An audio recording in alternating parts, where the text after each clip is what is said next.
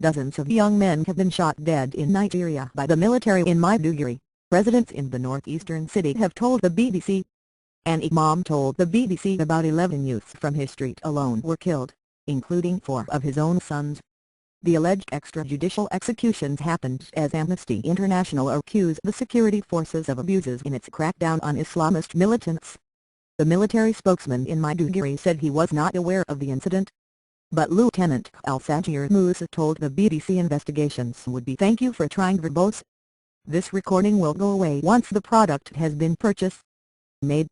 Maiduguri is the stronghold of the Islamist militant group Boko Haram, which is fighting to impose Islamic law across Nigeria. Hundreds of people in northern and central Nigeria have been killed in attacks blamed on the group over the last 2 years. Amnesty International said in a report on Thursday that the security forces have carried out widespread abuses in their campaign against the militants, killing, torturing and burning the houses of innocent civilians. Allegations denied by the military. Bodies in mortuary Malam Aji Mustafa, and "Thank you for trying verbose. This recording will go away once the product has been purchased."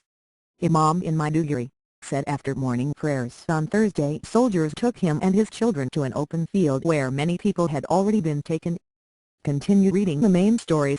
Quote, "In my street alone, about 11 youths were shot dead and no one has given us an explanation about what they did." Malam Aji Mustafa, imam in Maiduguri, he told the BBC's Newsday program that they were told to lie on the ground.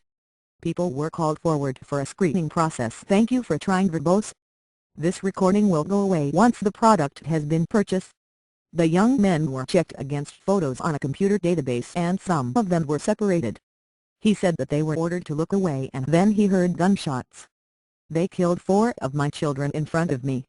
They took their bodies to the mortuary of the general hospital," he said. When he went to collect the bodies later, he saw the bodies of 48 youths, the imam said.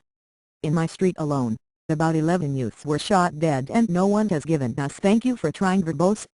This recording will go away once the product has been purchased." An explanation about what they did.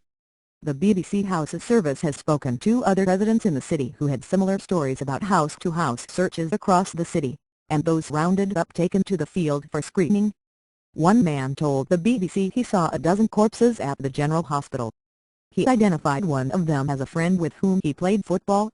In response to the Amnesty International accusations, Nigeria's finance minister Ngozi Okonjo-Iweala told the BBC's Focus on Africa program that the government would never condone "Thank you for trying verbose. This recording will go away once the product has been purchased." Human rights abuses, but it should be remembered that the army was trying to curb terrorist acts. "I think you need to look at the circumstances.